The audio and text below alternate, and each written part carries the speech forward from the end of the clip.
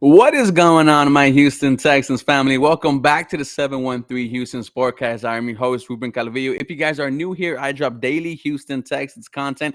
And if you are a Houston Texans fan or just want to know about the Houston Texans in general, well, you know that we are on the right track. And head coach Demeco Ryans and general manager Nick Caserio are going to right this ship. We have free agency coming up in a couple weeks. The Houston Texans have the fourth highest cap space in the NFL right now with $37 million. That is going to be interesting to see. But when it comes to the NFL draft, and you have five picks in the top three rounds, we're going to be discussing those today. You have two in the first, the number two overall pick, which you were granted because you were just an ass of a team this year. You also have the number 12th overall pick, who you are thanking Deshaun Watson for liking fingers in his butthole. Only one pick in the second round, that is pick 33. And in the third round, you have two, number 65, number 73, number 73 coming. You already know why, because Deshaun Watson love having a finger in his butthole. Nonetheless, you are excited for the draft, guys, because you see here you have a lot of weapons, you have a lot of draft picks and ammo that you could use to trade around. You obviously would have wanted the number one overall pick, right? You see that Chicago Bears took him right there. That was Lovie Smith's and Brandon Cooks' final FU to the Houston Texans, was screwing them out of the number one overall pick and pretty much screwing them out of control of the NFL draft. Nonetheless, when you are talking about the number two selection for the Houston Texans, well, you know it's going to be a quarterback because of DJ Bienemy, right? The Texans reporter for ESPN, he put an article that said that he talked to, some really connected scouts, and it said that the Houston Texans will be selecting a quarterback at two, and that was something that they were letting their potential head coach, right? That's what they were doing in the interview process, was letting them know we are selecting a quarterback at number two. You guys already know how I'm feeling. I am taking Bryce Young from Alabama. The first look, an offensive coordinator will have to do some things to scheme around Young's height, but it is a small price to pay for everything else he brings to the table. Where he wins is playmaking. They call Bryce Young the Steph Curry of football. Young has that creative mindset that we're seeing take over the NFL at quarterback. He's good in structure, but when Young breaks the pockets, he's capable of special plays. What is his role? Creator. That's why they call him Steph Curry. Young is the kind of talent that you turn the keys over to as an offensive coordinator. We have a first-time play caller in Bobby Slowick. Make things easy for him. Give him the most ready now QB, and that is Bryce Young. But you can trust him to make the necessary adjustments to the card contest for them to be successful. He just sees the game so well.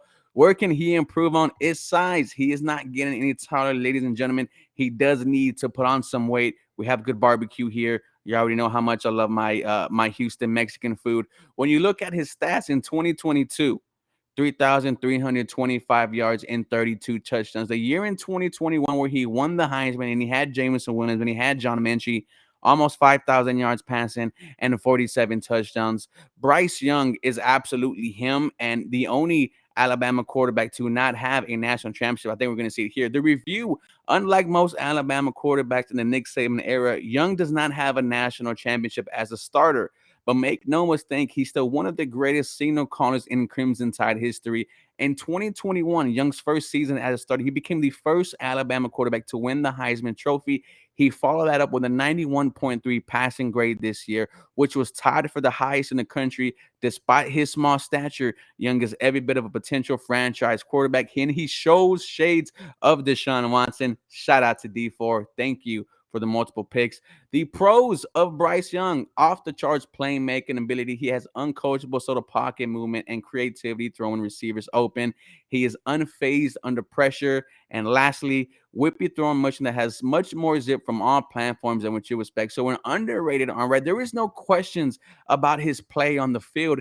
The only question is when he gets hit by these NFL defensive linemen, is Bryce Young going to stand up? I am taking Bryce Young at number two overall. And y'all also know where I'm going at 12. But here it gets interesting because I am falling in love with Lucas Van Ness, the edge from Iowa, right? Wasn't really a starter, however, still had 9 sacks and almost 40 pressures. But you want Bryce Young to have a very dynamic pass catching wide receiver. And that is Jordan Addison, who won the Biletnikoff Award in 2021, where he played with Pittsburgh. Let's look at the bottom line. Addison has one of the highest floors among receivers in the draft class due to his blend of route running chops and all around athleticism. That is where he wins in his route running, where Addison excels at creating separation to the point where his lack of size is an afterthought. He'll be able to run a full route tree from day one in the NFL.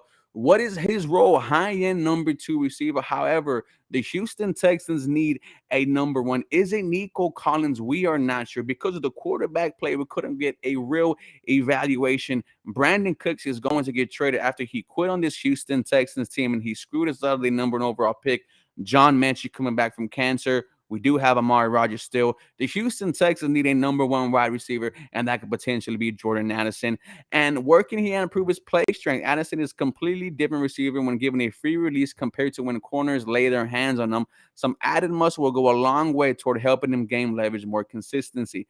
Let's look at his stats. Right in 2021, that's where he won the award for being the best wide receiver in college football. 1,593 yards, 17 touchdowns, 800 interceptions, transfers to USC, plays with the Heisman Trophy winner Caleb Williams, catches 79 balls, 875 yards, and 8 tutties. The analysis of Mr. Jordan Addison as the winner of the Bolivnikov Award at Pittsburgh in 2021. Addison heads to the NFL draft as one of the class best route runners. He started his second collegiate game for the Panthers and never looked back, racking up 1,593 yards and 17 touchdowns in that award-winning season.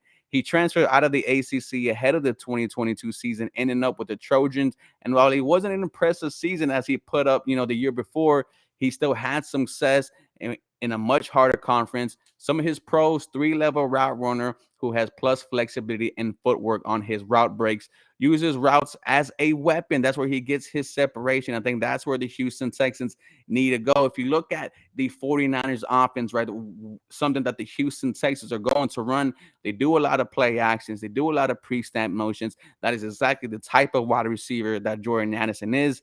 And some of his cons, he had a drop issue his first 2 years at Pittsburgh. The past 2 seasons, only two.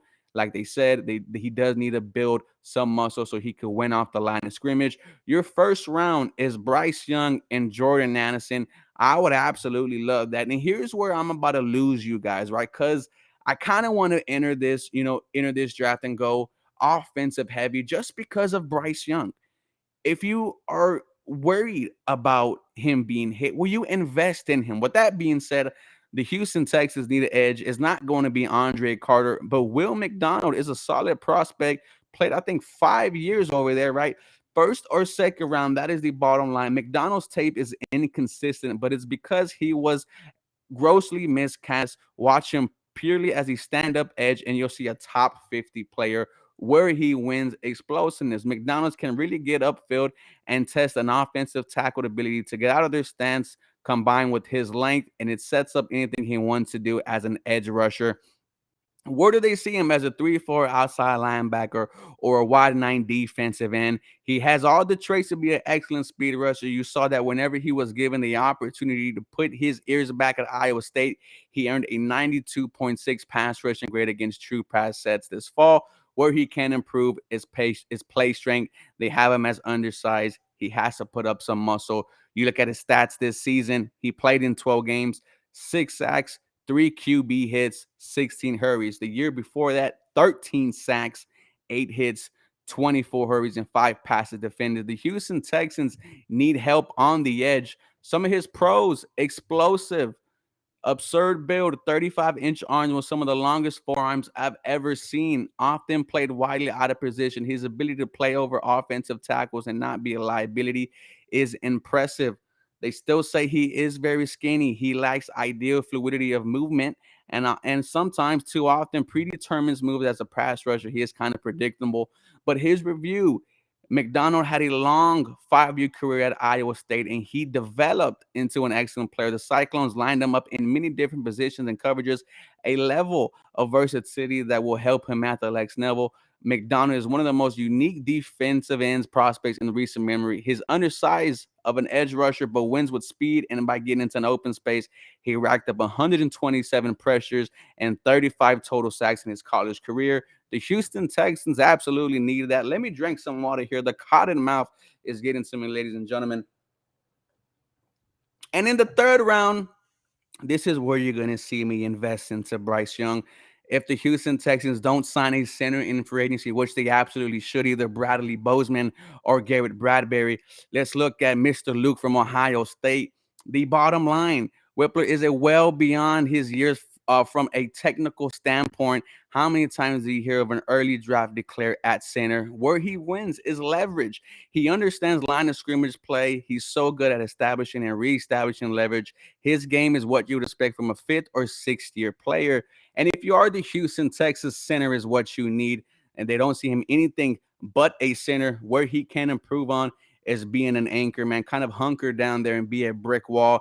His analysis: Whippler just played 15 snaps in 2020, but stepped in as Ohio State starting center at the start of the 2021 season, making 13 starts in the middle of an offensive line for the Buckeyes. Over the course of that season, he did not allow any sacks with just one hit and 7 hurries surrendered on a 516 pass blocking slaps. He retained his starting job for 2022, producing an 80 plus PFF pass blocking and run blocking grade, and allowing just one sack and 7 hurries for 449 pass blocking slaps. Pass blocking snaps. He shows shades of David Andrews. Some of his pros: strong hands that don't quit. He'll ride out blocks to the bitter end. Great reactive athleticism. Agility is the best trait. Tremendous at establishing leverage. Knows how to get around a size disadvantage. Some of his cons: he's undersized with a tight frame, going to be a center only. That's only thing they see him.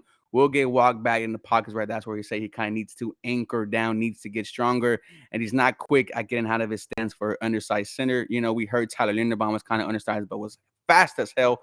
Nonetheless, the Houston Texans need to find their center, and you have to invest into Bryce Young. If you're worried about him getting hit, well, go ahead and spend some money. And at pick 73, I would love if the Houston Texans kind of reached or traded back for an Andrew Voorhees, the guard out of USC. But we heard that the tight end group from this NFL class is kind of special. And let's look at Sam Laporta from Iowa. You know, Iowa puts up a lot of good tight ends. Where do they see him? The bottom line: he has the tools to be a difference maker at the position. That's where you want to take chances on at the position. Where he wins is yards after the catch. Laporta is one of the best college tight ends we've graded in the PFF college area. In fact, his 20 broken tackles this past season were fifth most in our 9 years of grading. What is his role? A seam threat going up the middle, is going to be a weapon on seams, overs, crossers, and flats routes. His speed combined with his dynamism in space is meant for such a role. Where he can improve is the catch point. Laporta is not a security blanket by any means. He struggles to haul in passes outside of his frame and make plays through contact. He went only 18 of 44 in contested situations over his career. You look at his stats: he played 12 games this year. He caught the ball 58 times, 648 yards, 1 TD. Last year, he caught the ball 53 times, 670 yards, and 3 tutties. The Houston Texans definitely need a tight end. Do you bring back Jordan Akins? You obviously have rookie Tegan Quitoriano back there, but I think the Houston Texans have to kind of bring in a tight end or sign someone there.